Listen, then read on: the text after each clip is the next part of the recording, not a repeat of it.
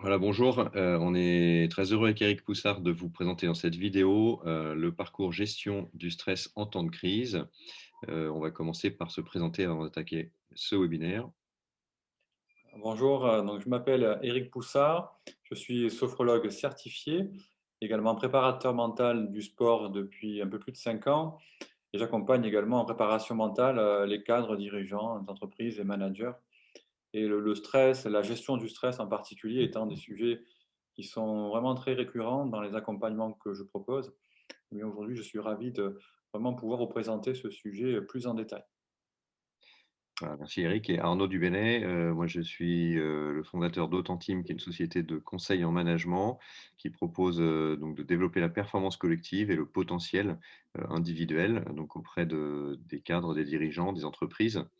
Et notamment à travers des activités en extérieur, en outdoor, lors de séminaires spécifiques. On s'est intéressé avec Eric à la gestion du stress, évidemment avec le contexte qu'on connaît depuis 1 an maintenant, depuis 2020. Et on s'est dit que c'était vraiment intéressant de proposer, de creuser ce sujet et de proposer voilà, aux cadres, aux dirigeants, aux différentes personnes qui travaillent dans le milieu professionnel, d'acquérir un certain nombre de connaissances et de techniques très concrètes, très opérationnelles pour les aider à gérer ces situations de stress qu'elles connaissent. Donc c'est vraiment l'objet de notre thématique. Nous allons vous proposer de commencer voilà, avec quelques éléments sur le lien entre le stress professionnel et la crise que nous connaissons, des éléments sur la compréhension du stress qu'on vous apportera, les techniques, comme on le disait, des techniques très opérationnelles qui vont être présentées par Eric notamment, et donc 3 clés qu'on vous proposera pour gérer son stress en temps de crise. Et on vous proposera également dans un autre module, une autre séquence, d'expérimenter pendant un exercice de 10 minutes, d'expérimenter une de ces techniques de gestion du stress. Alors pourquoi ce sujet, gérer son stress en temps de crise? Eh bien, la crise, c'est une rupture, c'est la fin d'un cycle, la fin d'un équilibre. Et ce mécanisme de déséquilibre va créer, générer potentiellement des instabilités, des nouveaux contextes auxquels on va devoir s'adapter et qui vont, par nature, générer un certain nombre de mécanismes de stress. Et donc, les nouvelles contraintes, le nouvel environnement qu'on connaît, va nous demander finalement de développer de nouvelles capacités, de nouvelles ressources, de déployer de nouvelles ressources. Et donc, il est important d'apprendre à savoir mobiliser ces ressources, à les identifier et à les déployer dans ce contexte, notamment comme celui qu'on connaît en ce moment, exigeant, contexte de crise, contexte de réadaptation permanente. Alors, quand on parle de crise et de gestion du stress professionnel, on parle du stress du dirigeant, évidemment, hein, de celui qui a des décisions à poser, souvent dans le brouillard, dans l'inconnu, dans une grande incertitude, et qui doit malgré tout engager la marche et poursuivre la marche de son entreprise. Le stress du manager qui doit gérer une équipe elle-même stressée par notamment les enjeux sanitaires qu'on a connus et qu'on connaît encore, stressée aussi par les enjeux de l'entreprise qu'elle ressent au premier chef. Et puis le stress de l'employé, évidemment, de l'équipier, du collaborateur, qui, en tant qu'individu, peut avoir des craintes sur le volet sanitaire, sur sa santé, sur les perspectives au sein de son entreprise, sur les problématiques de longévité, de pérennité de son entreprise. Et puis aussi, évidemment, stress de l'entrepreneur, de l'indépendant, de celui qui a sa propre entreprise et qui doit faire face à toutes ces interrogations quant voilà, au carnet de commandes vide ou en tout cas très mise à mal et toute cette incertitude sur la pérennité de son activité. Donc voilà, on s'aperçoit que toutes les catégories d'acteurs professionnels sont touchées, sont impactées de plein fouet. Et voilà, on peut distinguer très globalement 4 types de stress. Le stress d'usure, hein, qui est aussi appelé le stress chronique, qui est celui qui va à la longue nous ronger hein, si on n'arrive pas à le gérer correctement, qui va nous user tout simplement et nous mener parfois vers des pathologies parfois graves comme le burn-out ou autre épuisement professionnel. Le stress lié à l'incertitude, lié à l'inconnu, hein, au fait que on ne peut plus se projeter en fait comme avant, on ne peut plus poser des repères dans le temps et avoir des certitudes sur, je dirais, le succès de telle ou telle action. Le stress lié à la décision, hein, on en a parlé pour le dirigeant, mais c'est vrai en fait pour chacune de ces catégories, de ces 4 catégories. On a aussi le stress, et ça c'est pas forcément lié au contexte de crise uniquement, le stress lié à une situation challengeante, à une épreuve, à un examen, à une réunion importante, à, voilà, à un défi qu'on doit dépasser et qu'on doit relever, grâce à la mobilisation notamment de nos ressources profondes. Et voilà, on va vous proposer donc notamment de comprendre vraiment qu'est-ce qu'on entend par mécanisme de stress. Oui, alors en effet, je vais m'attacher ici à vous expliquer brièvement ce qu'est le stress et surtout, je dirais, où il prend sa source. Alors, je pourrais bien, c'est une réponse, hein, une réponse de mon organisme, hein, pour m'adapter à la perception que j'ai de mon environnement. Vous pourrez vous poser la question, le stress, c'est quoi, hein, le stress? Et donc, je dirais plus précisément, dans l'environnement, qu'est-ce que c'est? Eh bien, ce sont tous les événements qui se produisent devant moi et notamment toutes les personnes qui peuvent m'entourer. Donc, si je prends un exemple très concret, hein, soyons très pratico-pratiques, eh bien, par exemple, je suis un manager, imaginons-le, et lundi, je vais animer une réunion avec 10 collaborateurs. Bien, là, en l'occurrence, c'est mon environnement. Et dans cet environnement, eh bien, mon organisme peut déclencher du stress, c'est-à-dire bien, une réponse à ma perception de cet environnement. Cette réponse, elle peut être, par exemple, physiologique. Je vais, pourquoi pas avoir, la respiration, qui devient plus rapide ou encore mon rythme cardiaque qui va s'accélérer. Cette réponse, elle peut être aussi psychologique. Par exemple, je peux avoir des ruminations mentales, je peux avoir des pensées négatives à répétition. Et donc cette, réponse, qu'elle soit physiologique ou psychologique, eh bien, dépend en grande partie de ma perception, hein, de mon environnement. Donc le mot le plus important, vous l'avez, compris, j'ai beaucoup insisté volontairement là-dessus, c'est le mot perception, c'est-à-dire la façon dont j'interprète les choses, dont j'évalue, cet environnement. Et donc dans l'exemple que j'ai proposé, avec, la présentation devant 10 collaborateurs, eh bien, vous savez peut-être que 2 managers différents pourraient réagir, différemment et avoir un degré de stress totalement, différent selon la façon dont ils vont eux-mêmes percevoir cette réunion, alors que cette réunion a le même contenu. Donc si vous ne deviez retenir qu'une seule chose de cette définition, eh bien, ça serait que le déclenchement du stress dépend de la perception de la situation qui se présente à moi et plus précisément de la perception d'un déséquilibre entre 2 choses, 2 points que je vais m'attacher à vous développer également. Donc, ce déséquilibre, heu, il vient en fait, d'une part, des contraintes que je vais évaluer de mon environnement et d'autre part, de la capacité que j'estime avoir pour y faire face, hein, à ces contraintes. Si je poursuis, avec l'exemple du manager et de sa réunion avec 10 collaborateurs, eh bien, le degré de stress va dépendre de l'évaluation qu'il va faire de la réunion. S'il se dit que l'enjeu de cette réunion est hyper important, s'il est en plus de nature anxieuse, c'est-à-dire qu'il anticipe toujours le négatif, et qu'en plus il a des croyances négatives, pourquoi pas, du genre je suis nul, je n'y arriverai jamais, eh bien alors, il y a de fortes chances que cette évaluation des contraintes soit supérieure à l'évaluation qu'il fait des capacités, hein, qu'il estime avoir pour y faire face.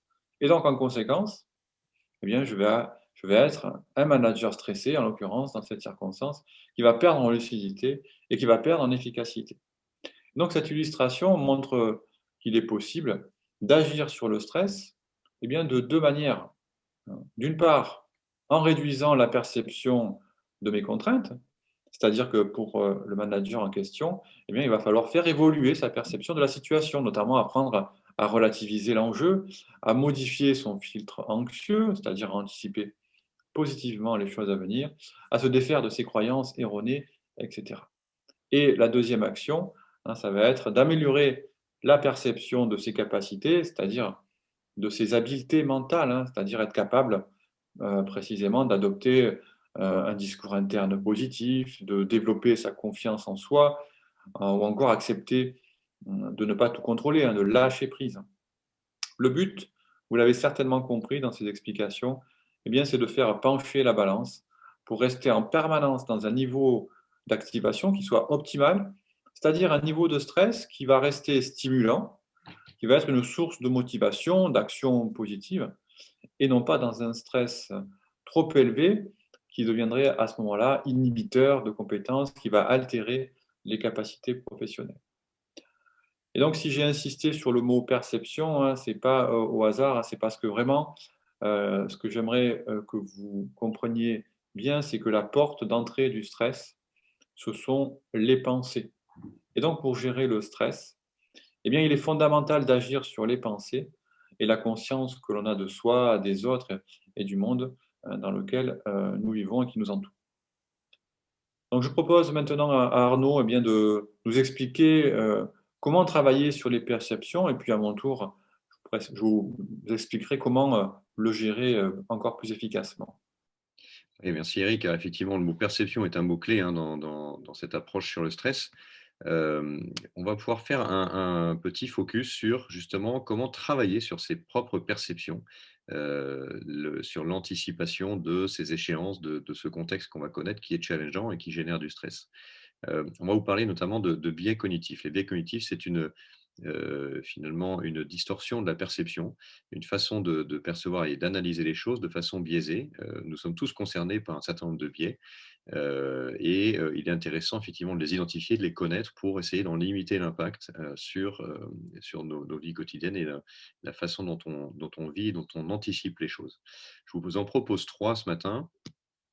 Le biais, tout d'abord, le biais d'émotion. Le biais d'émotion, c'est quoi? C'est le biais selon lequel on va attribuer une valeur et une qualification à un événement en se basant sur les émotions que l'on ressent. Donc, on est bien sur voilà, une évaluation de la dangerosité, de la qualification finalement de l'événement en se basant sur ces émotions. Et on s'aperçoit que voilà, ça peut être tout à fait biaisé parce que on a parfois des réflexes émotionnels que l'on ne maîtrise pas et qui vont venir altérer la perception de notre environnement et donc de nos enjeux et de nos situations challengeantes qui vont générer potentiellement ce stress. Le deuxième biais, ça va être le biais de matraquage. Biais de matraquage qui correspond en fait au fait d'être particulièrement sensible et impacté par un événement ou une information, dans la mesure où elle est répétée, et où elle est divulguée à plusieurs reprises et où elle m'impacte de façon successive. Voilà, c'est typiquement la technique qui est utilisée par des publicitaires, des communicants qui veulent faire acheter un produit en voulant convaincre, à force de messages, de répétition de messages, que tel ou tel produit est le meilleur à acquérir. Donc évidemment, on est très facilement soumis à ça, on le sait, on le vit dans nos environnements quotidiens.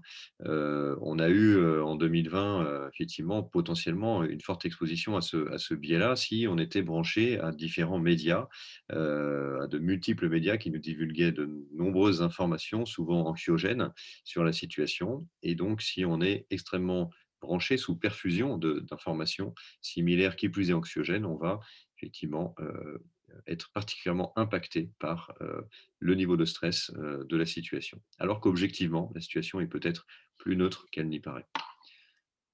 Enfin, troisième biais qu'on vous propose, c'est le biais de cadrage. Alors, voilà un cadre vide. Eh bien, le biais de cadrage, c'est parfois aussi appelé effet tunnel, c'est le fait de considérer un événement, notamment sa gravité, ou d'évaluer cet événement sous le prisme uniquement d'une seule partie, d'une seule séquence, en fait. C'est avoir une vision séquencée. Donc, c'est par exemple, si on reste dans le thème de la crise du Covid, c'est de considérer la dangerosité et la gravité de la situation en considérant le nombre de morts uniquement sur la journée écoulée des dernières 24 heures qu'on a connues. Alors qu'on sait bien que, et on a appris à le comprendre, que ces données-là devaient être prises au moins sur une période d'une semaine, voire de plusieurs semaines, de plusieurs jours, d'un nombre de jours important pour éviter les effets de pic et pour avoir une vision lissée de la situation et pouvoir, de façon la plus juste possible, évaluer la gravité de cette situation et l'évolution. Bien, alors je vous présente maintenant une possibilité de gérer le stress. Comment le gérer? Eh bien, en utilisant des techniques opérationnelles. Ce sont des techniques qui vont permettre notamment d'interrompre le flux des pensées. Je pense notamment à la méditation. Ces techniques vont aussi apprendre à se détendre, hein, la relaxation physique et mentale ou encore la cohérence cardiaque, hein, qui est une respiration guidée, vont permettre de se détendre assez facilement. Et ce sont aussi des techniques qui vont permettre de contester la véracité des pensées négatives qu'on peut avoir en utilisant par exemple l'imagerie mentale, encore appelée visualisation positive. Alors avant, Arnaud, tu souhaitais nous parler des signes de stress plus en détail. Oui, voilà, avant d'aborder vraiment le cœur de sujet, c'est intéressant d'identifier que le stress se manifeste sous différentes formes, et sous différents vecteurs finalement. On a la réaction émotionnelle, on en a parlé, hein, donc on va avoir, des signes qui doivent nous alerter, s'ils sont répétés et si on les vit de façon, nombreuse. Voilà, irritabilité, pessimisme, le sentiment d'être excédé, de plus pouvoir rien, contrôler, plus pouvoir rien faire. Donc voilà, si on est dans un état émotionnel inhabituel, et soit on s'en rend compte, soit peut-être notre entourage nous le souligne, ce sont des, je dirais, des signes à prendre en compte, des signes d'alerte. On a des signes comportementaux aussi, hein, voilà, habituellement, je suis quelqu'un de plutôt organisé, de plutôt, carré, et là, voilà, je prends les choses à l'envers, je suis moins efficace, je manque des rendez-vous, ce qui m'arrive jamais. Ou alors je m'enfonce effectivement dans un activisme, un travail. Voilà, des signes comportementaux inhabituels aussi qui peuvent être des manifestations de stress intense. Et puis, signes physiques, hein, des ressentis, des douleurs, comme vous le voyez, voilà, fatigue, des troubles musculo-squelettiques et cetera. Un mauvais sommeil, hein, qui est un signe aussi de stress, assez notoire. Voilà, des constatations en fait, et ce qui impose une certaine prise de recul par rapport à ce qu'on vit pour, ne pas se laisser potentiellement enfermer dans des cycles de stress, très négatifs et très nocifs potentiellement. Donc d'avoir ces témoins d'alerte en tête, peut être vraiment, vraiment intéressant. Alors l'objectif de la gestion du stress, et il peut paraître ambitieux, mais c'est vraiment, à terme, quand on est capable de gérer son stress, eh bien, une possibilité d'améliorer la qualité de vie, hein. Si je suis capable de gérer mon stress, je suis capable, très concrètement, d'avoir une autre vision de moi-même, des événements que je vis, et donc je suis vraiment en mesure de m'adapter, plus facilement à l'environnement dans lequel j'évolue. Je suis capable également de préserver ma santé physique et psychique, hein. L'impact du stress chronique, notamment sur l'état de santé, peut être très important, et je suis aussi en mesure de rester lucide, dans les situations les plus complexes pour prendre les meilleures décisions, et donc je permets à tout mon potentiel, professionnel, mais aussi personnel, de s'exprimer. Je suis à la fois dans le bien-être et la performance, hein. C'est pourquoi j'ai vraiment coutume de dire que, savoir gérer son stress, c'est savoir améliorer sa qualité de vie. Alors, gérer le stress, en temps de crise, eh bien, pour, parvenir, à mon sens, pour parvenir à gérer ce stress, eh bien, je vous propose de voir comment on peut développer 3 champs en particulier. Et notamment, je dirais, le premier est de comprendre le stress. Comprendre le stress, c'est, vraiment approfondir, les connaissances essentielles sur le stress lui-même, sur sa gestion, et le mécanisme du stress, je dirais, c'est vraiment le préalable, hein, aux actions, que vous allez entreprendre pour savoir le gérer plus facilement. Et donc, connaître les différents niveaux de stress, eh bien, ça va permettre de, savoir ce qu'est le stress chronique notamment, ou encore ce que c'est le burn-out, et quelles vont être les conséquences pour la santé. On parlera aussi, de perception personnelle, je vous l'ai beaucoup dit, mais c'est vraiment un sujet qui sera nécessaire d'approfondir pour s'approprier cette notion, fondamentale. Et puis, bien sûr, la gestion du stress, on l'a évoqué déjà assez largement avec Arnaud, mais c'est quelque chose qui est la conséquence de la bonne connaissance du stress. Ensuite, pour, je dirais, être capable de gérer son stress en temps de crise, eh bien, il faut, à mon sens, maîtriser des techniques. C'est vraiment, le cœur de la gestion du stress, apprendre à utiliser des techniques pour gérer le stress au quotidien, notamment les 4 que vous voyez, à l'écran, notamment d'abord, savoir se relaxer physiquement et mentalement, apprendre à agir pour se relâcher, aussi bien, corps et esprit en quelques minutes. Ouais, on est capable de le faire si on maîtrise les bonnes techniques. Utiliser aussi, la visualisation positive, l'imagerie mentale, c'est quelque chose qui va aider à gérer, le stress en temps de crise. La visualisation, c'est quelque chose qui permet, d'imaginer, des situations en lien avec le quotidien, hein, que ce soit au niveau pro ou perso. Et c'est un outil vraiment très efficace et je vous explique pourquoi. Eh bien, un exercice de visualisation va activer les mêmes zones du cerveau que lorsque la situation est réellement vécue, hein. C'est-à-dire que ça va déclencher des effets physiologiques qui sont très proches de ce que produirait une situation réellement vécue. Et si je répète régulièrement ces exercices de visualisation mentale positive, eh bien, ça va me permettre de me conditionner positivement afin d'adopter par la suite, hein, dans la réalité, un comportement conforme au scénario positif que j'aurais imaginé, visualisé. Et donc, avec cet outil, je vais pouvoir me préparer mentalement pour des situations à venir, qu'elles soient encore une fois personnelles ou professionnelles. Et je vais donc me conditionner positivement pour être en mesure d'être plus efficace le jour J. La respiration guidée est aussi un formidable outil pour pouvoir gérer son stress. On parle aussi de cohérence cardiaque. Là, il s'agit eh bien, de comprendre, je dirais, que le cœur et le cerveau interagissent en permanence. Hein, vous avez peut-être remarqué que lorsque l'un s'emballe, eh bien l'autre suit. Eh bien, avec des techniques respiratoires simples, hein, on peut apprendre à agir sur son rythme cardiaque, donc grâce à la respiration, et ainsi gérer le stress et les émotions. Donc très concrètement, qu'est-ce que je fais? Eh bien, j'agis sur le cœur via la respiration pour influencer mon cerveau, hein. C'est aussi simple que ça. Et donc cet outil-là qui est très efficace pour répondre à l'urgence, hein, notamment en quelques minutes, en 5 minutes, on peut avoir une action très efficace. Autre technique, qui est aussi, très efficace et plus qu'une technique, je dirais, c'est une façon d'être dans sa relation à l'instant présent. C'est la méditation en pleine conscience, autrement appelée mindfulness. Ici, il s'agit de savoir, porter volontairement une attention bienveillante, hein, à l'expérience que j'ai de l'instant et sans jugement. Donc c'est vraiment être capable d'avoir une attitude d'acceptation, d'accueil des pensées, des émotions, des ressentis, mais sans chercher à les contrôler ou à les modifier, hein.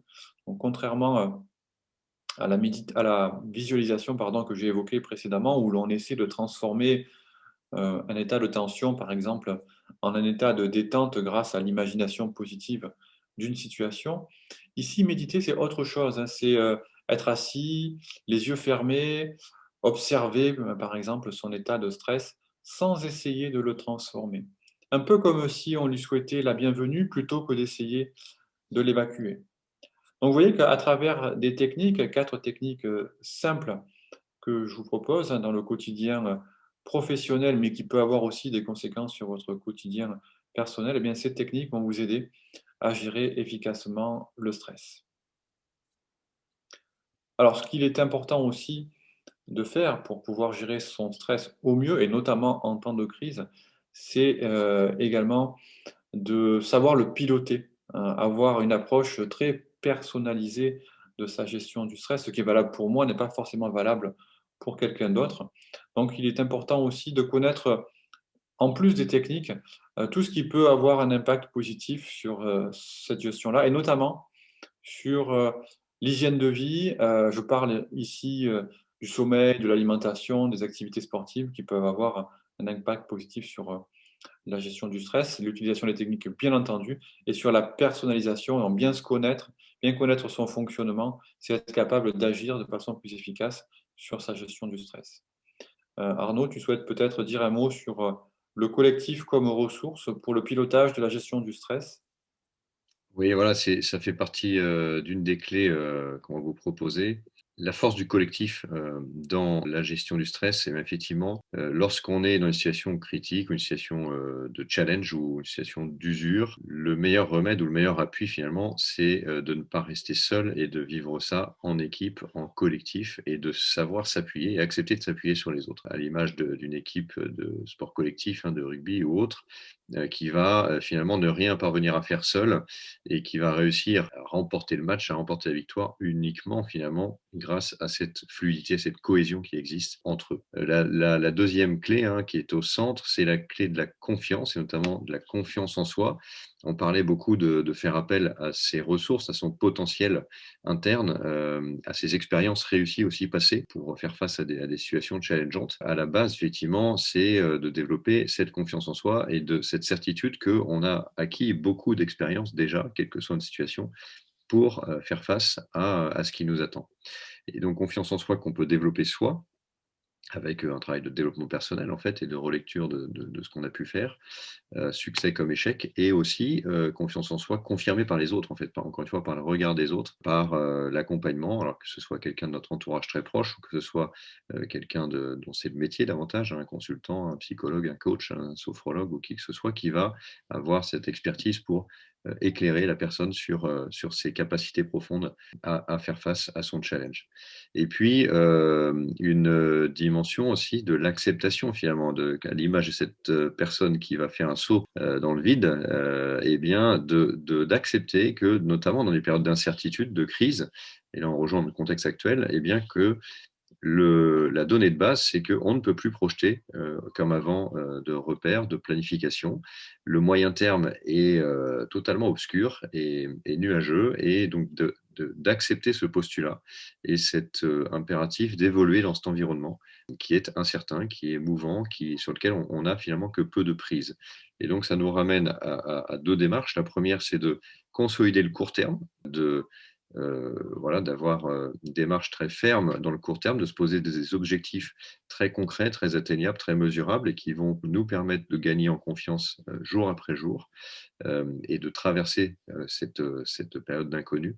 Et puis de garder en tête le long terme, la finalité, l'objectif final de tout ce qu'on fait, de garder ce qu'on appelle dans le domaine de l'entreprise la raison d'être, hein, le pourquoi on est ensemble et on produit quelque chose ensemble, de façon, voilà, en consolidant ce court terme et ce long terme, à pouvoir être plus armé pour traverser ce moyen terme qui est incertain, qui est nuageux. Voilà, donc trois clés: acceptation, confiance et force du collectif, que vous pouvez développer dans la période incertaine que nous connaissons actuellement.